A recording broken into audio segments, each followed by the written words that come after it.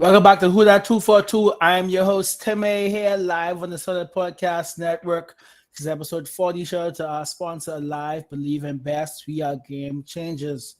They have my Taurus homie in here, Lavado Stubbs, ConchBoy Films. All day. Where you talking to us from? Good thing with this digital world, I can talk to you from anywhere. Where you at right now?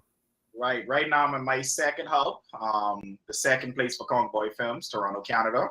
Mm-hmm. Happy to have two places now, to represent the Bahamas, at home and then also up here in Toronto, Canada. So this isn't the first time I'm interviewing you, but this is the first time you're here on my show.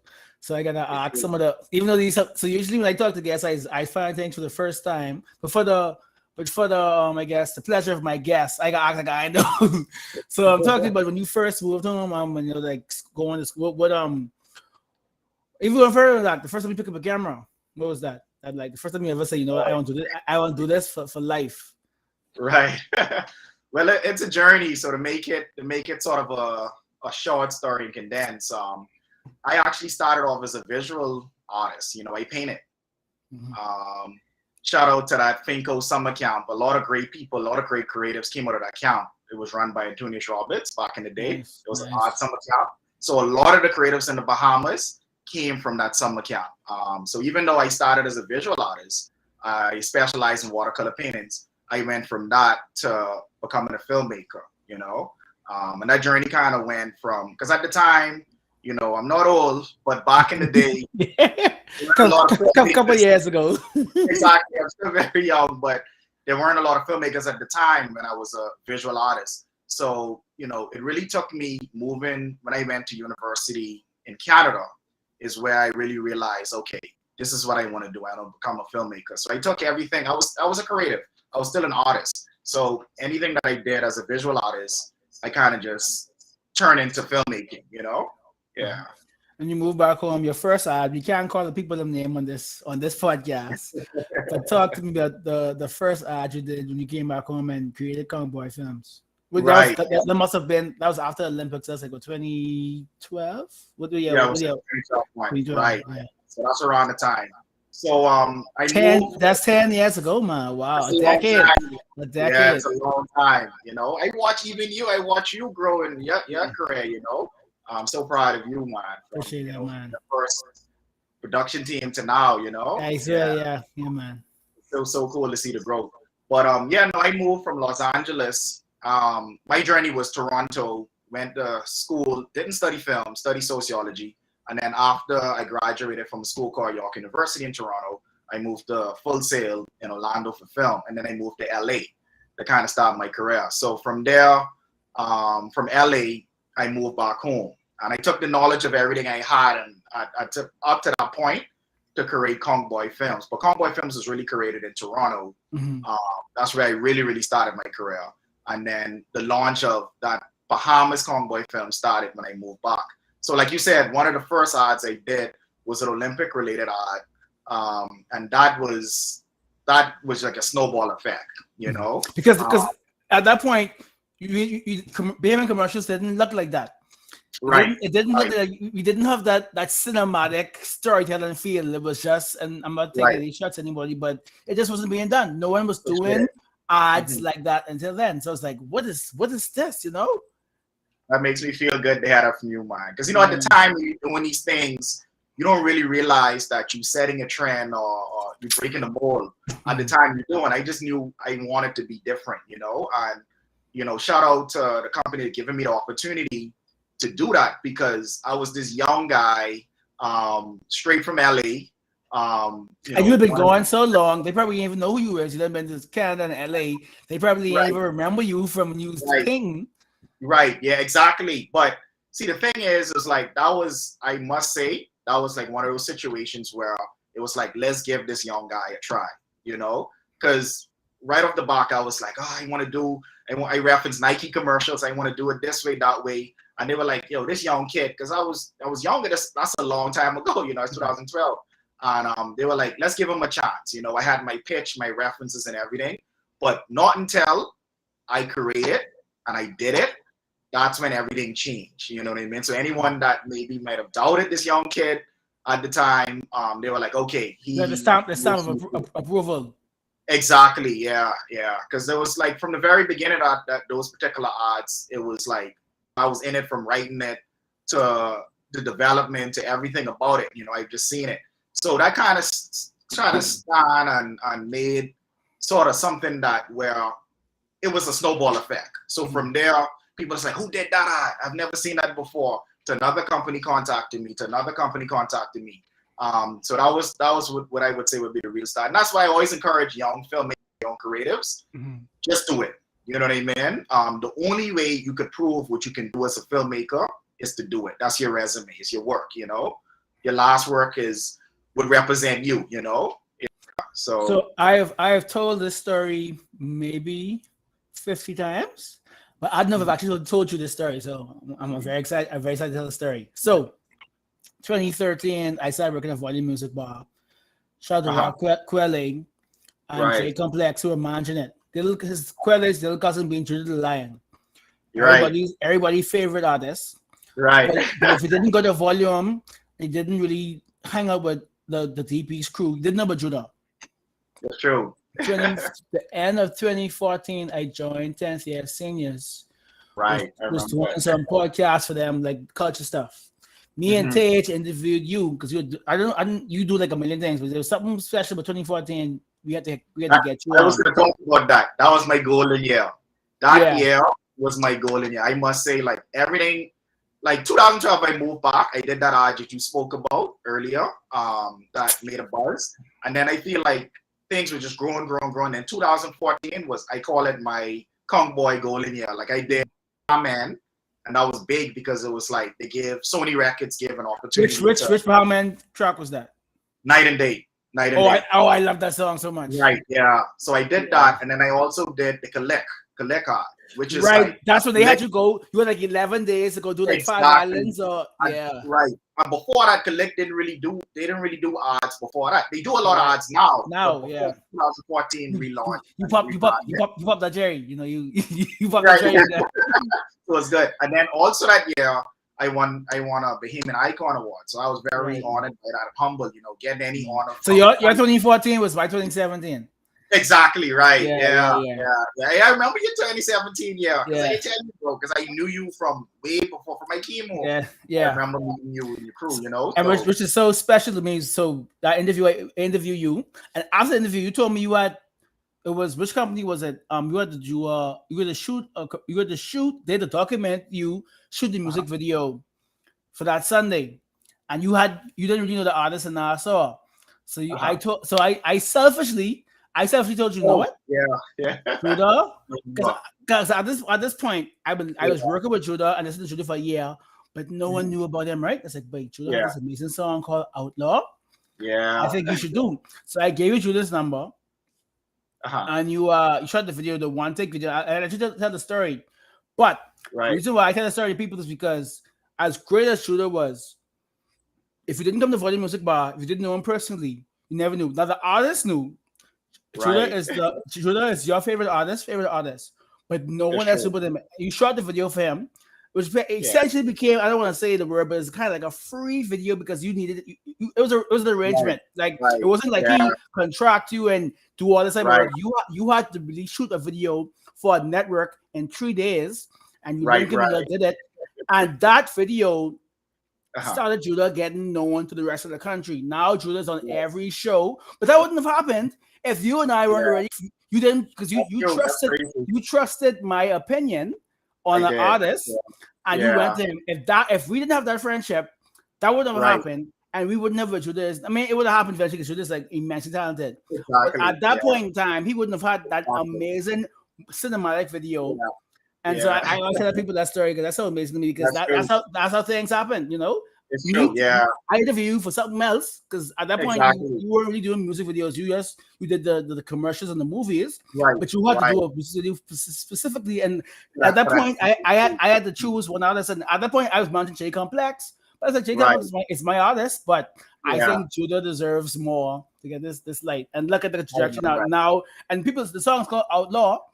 Right. Everyone's calling it Ride On because they watch a video and it's just here, Ride On, Ride On. on, It's right true. on.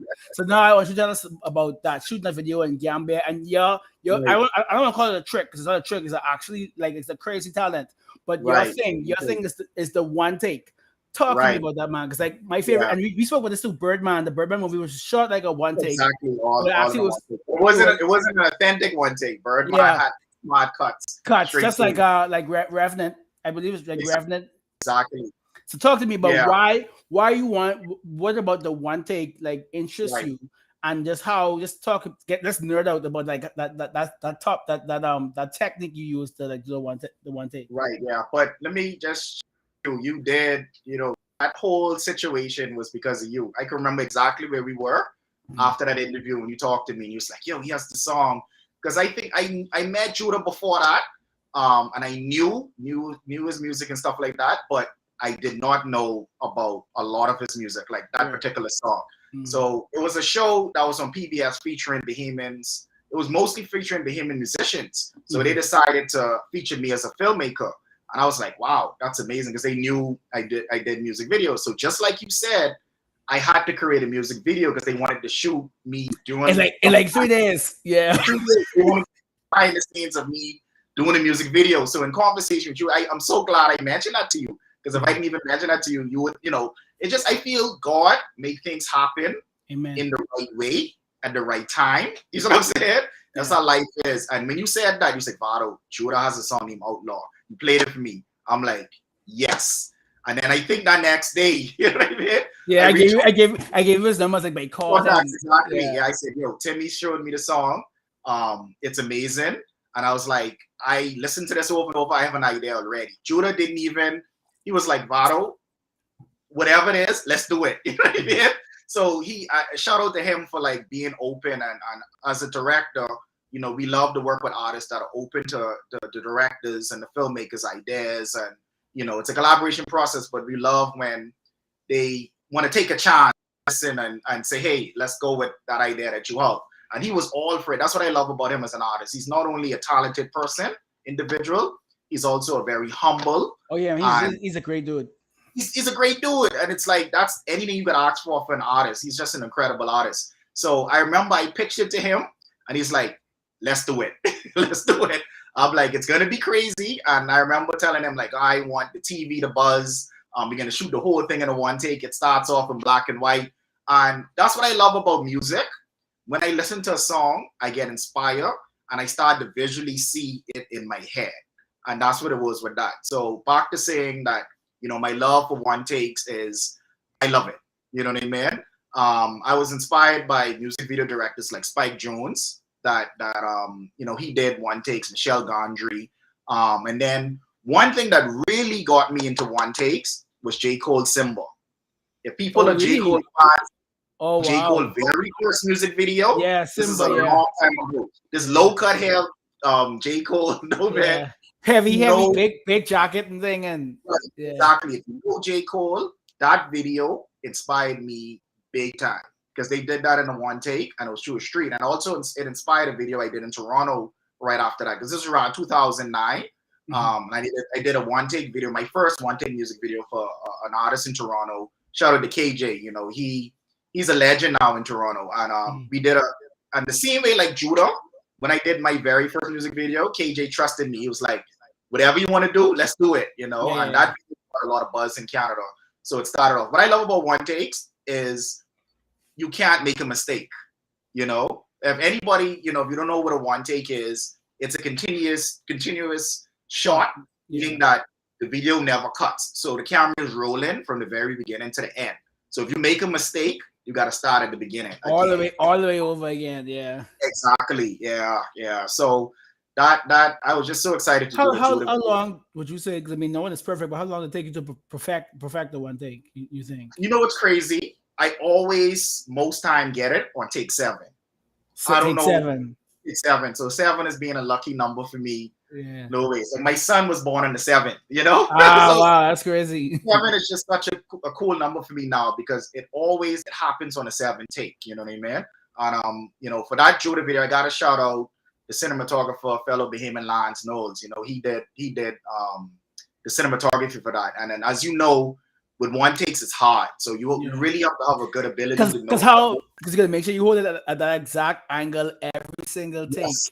And turn exactly. the exact, yeah. Exactly, yeah. Because with the Judah video and the behind the scenes that was ultimately on the PBS show, we jump on a truck. So we started on the bike, and then we jump on the back of a truck. We follow him. Then we jump off the truck, and then he enter like the center of Gambia. Right. It's crazy, man. By the park, yeah. Right, yeah. So I love it. I watch it. I would love to watch it again. I guess it's been about almost 10 years since then. That's 2014. Yeah. And what's crazy, that got into it was a festival in Texas, a music video festival. It got into that. That video did a lot of good things. It got into another festival. It was in Florida, and that video up to the day, it's one of my favorite videos, man. And Judah just killed it, man. Like, not only he's good as an artist, he's a good performer, so he knows how to move in the music video. So that, and shout out to Gambia. That, you know, Bahamas, you don't know, that's an historic area in the Bahamas. You know, Bob Marley used to walk in Gambia back in the day. You know, so that's a very historic area. People only pass it a lot of times when they going out west. Get the cum salad. You should know the history of Gambia, and that's what I want to do as a filmmaker, to really showcase our history. But that's a beautiful historic area. And what I love about Gambia, it's a community. They treat each other like a community. There's a school there. There's the guy that I went to do a lot of stuff. He's considered like the president there, you know. And it's a true community. So what I love about shooting in Gambia, you know. Yeah. So before I get on to the films you've done in Toronto and your second hub now, I'm sure that's sponsored live. So bring your own device, you know. Shout out to Sean H, who's the person on this ad, but happy independence to our country. But bring your own device. So if you want a new phone and you postpaid, you can earn up to $450. So like me, who bills be like $100 a month, even though it's worth it, you know. If I get I better buy a new phone soon. Or if you want to be prepaid and you got a new device, you get a new live number. $50 back, the cash back, and just log on to www.bilive.com. You get to see all these cashback awards for these different companies, like the list rewards and all that. But bring your own device, BYOD. So back to Lavado, man. So Toronto, why? And you look at that's like your second home because you went to college there. But there is, and the culture there and the scene there is so dope. Is there anything that played into you making Toronto your second home? Or did COVID have anything to do with it? A lot of people took a lot of career completely shifts during these last 2 years of lockdowns and COVID. Talk to me about making that move. Right. Yeah. So I mean, like I said earlier, I went to school here back in the day, which is pretty cool. And so Toronto was always something in my heart. It's always the start of my career because before I went to film school, I shot that music video I told you about back then. And I was a production assistant on a lot of sets. I watched like Director X work, some other great Toronto directors like RT, these amazing legends here in Toronto. I watched them work as a production assistant back in the day. So it just came full circle because my fiance is from Toronto, and and my son was born in Toronto. So it's like a full circle element coming back home. It's amazing how life works. Because it's like it's not a new place for me. I went to university here, and my career started here. So I think I was always supposed to come here, but life and God just made me come back here. So what it is now is I've done work here. I've done some stuff here. I've done a really cool music video, which is a one take. I don't know if I showed it to you, but it's a reverse one take. Oh, you guys sent me that in this interview over, so I can watch that. So it's not named his really alternative artist. I did it, but I did it in reverse. The song is moving backwards, so the entire thing is happening in reverse, but it's a one take. It's crazy. So sticking with my one take, I did it. So right now, what it is ConchBoy is now have a Toronto hub and a Bahamas hub. So what I'm trying to do as well is try to get like even maybe some Bahamian things done here in Toronto because there's a lot more resources. Like we have crazy studios here, some cameras that it's impossible for me to ship a crazy slow motion camera, camera we call phantom camera, to the Bahamas. So we can bring the productions here. So that's my goal, is to try to say, hey, we have these two hubs. whereas Toronto, Bahamas, there's an office here. Like I'm in my office here right now. Yeah. And office in the Bahamas. We have two hubs. You know? I was on a shoot. I think I spoke to your brother who actually like on the Zoom call, like directing a shoot from Toronto. Like it's crazy how between our family connections and having technology, you could do anything from anywhere in the world. Exactly. Yeah. So shout out to companies like Alive, you know, like this technology, you know. And that's what I've been doing, especially during the pandemic. I feel like I need to like tell film websites my story. Like I've mastered directing virtually. Right. And I tell people, listen, they're like, oh my gosh, how did you do it? You know, but during the pandemic, it was a little crazy in terms of traveling back and forth. So I kind of had to adapt. And you didn't want to get stuck, especially with the amount of family. Like you didn't want to get stuck. Exactly. Right. Yeah. Waters were closed and there was all kind of crazy stuff. So there's one of those situations where I was like, you know what? Let me figure out how to direct virtually. And I mastered it. As you was on set when you seen it happening. So I'm literally on the phone on FaceTime or WhatsApp video, and I'm directing virtually because honestly and truly, this stuff was happening even before the pandemic. It's just that now the pandemic make you realize that you can do this, you know, because it's possible. It's possible, exactly. So you could be anywhere and you could direct. So and once, because as a director, you have the blueprint already laid out. And it's just communicating that. Exactly. It's just 2 days or 1 day or how many days of production of just getting it done. But the blueprint is already laid out. And then it comes to me afterwards for post-production. So afterwards, I have to still work as a director and piecing it together. You know what I mean? So editors been doing this for years because editors can be anywhere around the world. Colorists, like when I did Bahamian video, it was color graded by a huge company called Company 3. They're one of the biggest colorist company in the world. And I was amazed by doing that. Like these people, they color Marvel movies, they color grade, like, you know, colors are very technical, you know, yeah, but it's, you know, it's the finishing.